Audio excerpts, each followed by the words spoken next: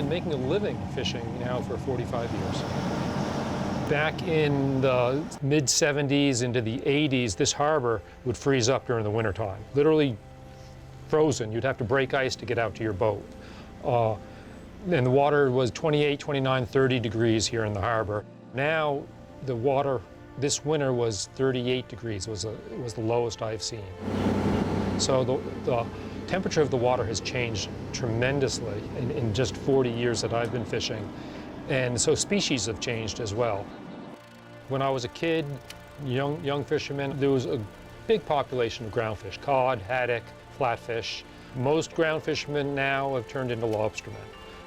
I lobster from, late spring, early summer, right through into the late fall, and then switch over and go scalloping for the winter.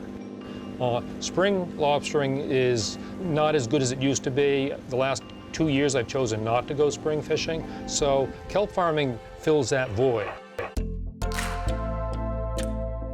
Kelp is farmed without the use of any arable land, fresh water, fertilizer, or pesticides.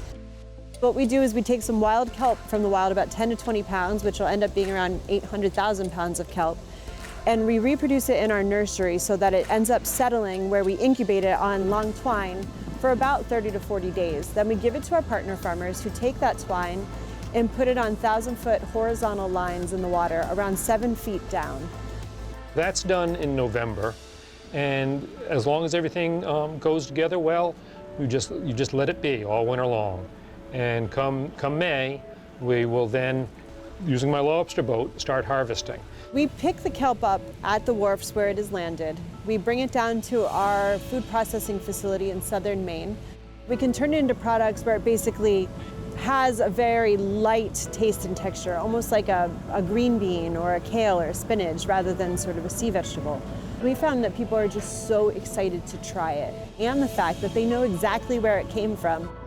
Kelp is definitely part of the solution, and aquaculture generally is. The Gulf of Maine is warming faster than 99% of oceans in the entire world. Aquaculture, mussels, seaweed, oysters, all these things that you can control a lot more.